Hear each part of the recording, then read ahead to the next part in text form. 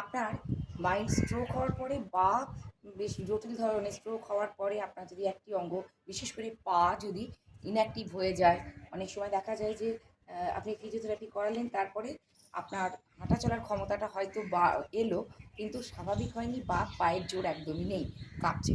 তারা কি করবেন, কিভাবে পায়ের জোরটা আনবেন? চলুন আজকে আমরা এই ধরনের এক্সারসাইজ করবো, যেগুলো যারা এই ধরনের সমস্যা ভুগছে তাদের জন্য। কিন্তু প্রথমেই খেয়াল করতে হবে, যে পাটায় জোর নেই বা পায়ের ব্যালেন্স নেই, তারা কি করবেন, সেই পাটা আগে একটু একটু করে কিছু ধরুন।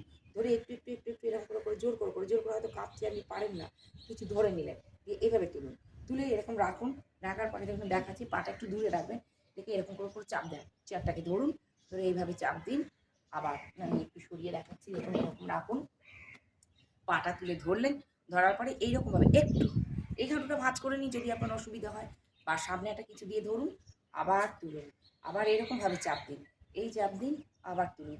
এই যখন আমরা প্রেশারটা দিচ্ছি না, তখন আমার এই জায়গাগুলো ভীষণ রকমের প্রেশার পড়বে এবং আমাদের কার্টিলেজগুলো, আমাদের নার্ভগুলো অনেক বেশি অ্যাক্টিভ হবে এবং পায়ের জোরটা বাড়বে। এইভাবে এরকম করলেন, আবার ধীরে ধীরে অবশ্যই ধরবেন, ধরে ধরে নামালেন। এই একটা করলেন, এটা দুটো পায়েই করবেন, তাতে দুটো পায়ের সমতাটা বজায় থাকবে। এবার যখন হাঁটছেন, তখন খেয়াল করুন, প্রথমেই যে পাটা আপনার একদম ইনঅ্যাক্টিভ, মনে হচ্ছে পড়ে যাব, সেই পাটা আগে ফেলুন। এরকম করে তুলুন, তুলে আগে ফেলুন, ফেলে এরকমভাবে চাপ দিন, আবার তুলে নিয়ে আসুন। এরকম করে তুলুন, তুলে সেই পাটা আগে দিয়ে চাপ দিন, একটা কিছু ধরুন, আর নিচের ওপরে পিছনের পাটাকে তুলে দিন। এই অর্থাৎ আমি যদি এই পাটা, আমার এই পাটা যদি ইনঅ্যাক্টিভ হয়ে থাকে, এই পাটা প্রথমে ফেললাম, আর এই পাটা চেপে ধরে রাখলাম। দেখুন আপনি কাঁপছেন, এরকম ঘুরছে, এরকম ভয় লাগছে, পড়ে যাবো পড়ে যাবো, কিন্তু রোজ করুন। এইটা করলে কী হবে, আপনার পায়ের জোরটা বাড়বে। এরপরে কী করবেন, পাটাকে এরকম রাখছেন, এই এরকম তুললেন। এটা হচ্ছে আমার যে পাটা ভালো সেই পাটা তুলেছি, কিন্তু সেটা করব না। আমার যে পাটা খারাপ সেই পাটা নিচে রেখে উল্টো পাটা ধরছি। এরকম করে চেপে ধরলেন, ধরে একটু করে বসা, এই আবার তুলুন, এরকম রাখুন। 1 আপ, 2 আপ, এরকমভাবে তুলতে থাকুন, এরকম 10 বার করুন। এরপরে বসে, চেয়ারে বসলেন, বসার পরে কী করবেন, আপনি দেখুন এরকমভাবে বসেছেন, দিয়ে ধরে নিন। আপনি এমন একটা জায়গায় বসবেন যেন কিছু ধরার থাকে পাশে।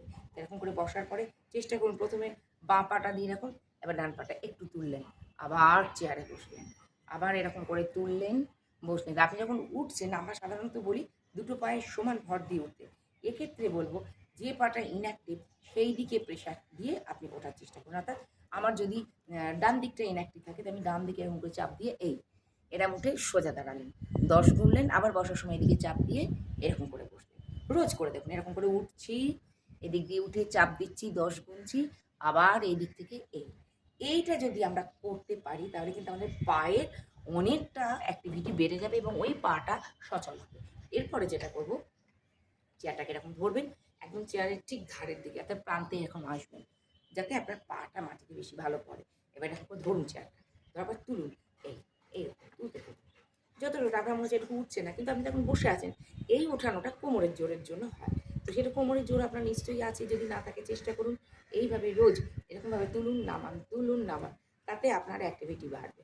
এই তুললেন, এবার দুটো হাঁটু এরকম নিয়ে যান, চেয়ারে বসে কিন্তু এটা করতে হবে, এটা মাটিতে বসে হবে না। এরকম করে তুললেন, 10-12 বার করলেন, 10-12 বার করার পরে এবার দেখুন ধরুন এইরকম রাখছি, 1 2 1, এটাতে আপনার হিপ জয়েন্টের ফ্লেক্সিবিলিটিটাও আসবে, আপনার পায়ের ব্লাড সার্কুলেশনটা হবে, পায়ের জোর বাড়বে। পায়ের পাতাটা কিন্তু অবশ্যই এইরকম, এরকম ওপরের দিকে নয়, এই টান টান, দেখুন আমি এরকম রাখছি, এই এরকম করে 10-12 বার করুন, করে রেস্ট। আবার এরকম তুললেন, এরকম করে 10-12 বার করলেন, রেস্ট। এইভাবে যদি আমরা আমাদের পাগুলোকে মানে অ্যাক্টিভিটি বাড়ানোর জন্য, পায়ের ক্ষমতা বাড়ানোর জন্য করতে পারি, খুব ভালো। এরপরে আপনি কী করবেন, হাতে একটা বোতল নিলেন, 1 লিটারের বোতল নেবেন। নেওয়ার পরে যে পাটা আপনার ইনঅ্যাক্টিভ সেই পাটা মাটিতে, আর যে পাটা ভালো সেই পাটা উঠিয়ে নেবেন। মনে করুন সেই হাতেই কিন্তু আপনি বোতলটা ধরলেন, আর আপনি দেয়াল ধরুন বা চেয়ার ধরুন, যার যে কোনো একটা কিছু আপনি সাপোর্ট নিলেন। নেওয়ার পরে দেখুন আমার এই পাটা, বলেছি ডান পাটা যদি আপনার খারাপ হয়, তো ডান পাটা মাটিতে, আর বাঁ পাটা তুললাম, তুলে এরকম করে ধরে রাখুন। আগে ধরে রাখুন, ছেড়ে ধরার মানে হাতটা ছেড়ে দিয়ে রাখার চেষ্টা করুন। যদি মনে হয় যে পড়ে যাবো, তাহলে সাপোর্ট নেবেন একবার। আবার এরকম করে ধরুন, আবার নামান, আবার এরকম করে একটা বোতল নিন, নিয়ে এরকম করুন, আবার নামান। এইভাবে এটা অবশ্যই দুটো পাই আপনি করার চেষ্টা করবেন, যাতে দুটো পা ভালো থাকে। এরকম করে ধরলেন, চেষ্টা করুন যে পাটা আপনার ভালো সেটা তো আপনি এমনি তুলতে পারছেন, তবুও সেটাকে করার চেষ্টা করবেন। এইবার দিনে আপনি হাফ লিটার বোতল নিয়েছিলেন বা ১ লিটার, সেটা কিন্তু আপনি মানে ১ লিটার থেকে জায়গায় ২ লিটার বোতল নেওয়ার চেষ্টা করবেন। যদি আপনার হাত ভালো থাকে বা যদি হাত ইনঅ্যাক্টিভ হয়, সেটাও আমি পরে দেখাচ্ছি পরের এপিসোডে। এবার চেষ্টা করলেন বোতলটা নিয়ে যদি এক হাতে ধরতে না পারেন ২ হাতে ধরুন, এরকম চেপে ধরে থাকুন। এই ব্যালেন্স আবার নামাচ্ছেন। তো সরি, যে পাটা মানে ইনঅ্যাক্টিভ সেই পাটা রাখছেন, অন্য পাটা মাটি থেকে তুলছেন। পারবেনই না, মনে হচ্ছে পড়ে যাবো। হাঁটু ভাঁজ হোক ক্ষতি নেই। কিন্তু ধরার চেষ্টা করুন। আবার সোজা। আবার হাঁটু ভাঁজ করে এরম করে ধরুন, পড়ে যাচ্ছেন ধরুন।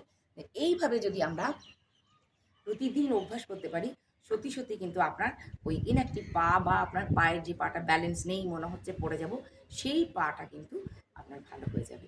আশা করি যাদের যারা এই সমস্যার কথা বলেছেন তাদের কাজে লাগবে, এবং প্রত্যেকেই বলব প্রতিদিন চেষ্টা করুন আর নিজেকে সুস্থ রাখুন। যদি মনে হয় যে এই ভিডিওটা আপনার কাজে লাগবে, আপনি ভিডিওটাকে সেভ করে রাখুন এবং বন্ধুদের জন্য শেয়ার করুন। অবশ্যই ভালো লাগলে আপনি মন্তব্য করুন এবং একটা লাইক করুন। নমস্কার।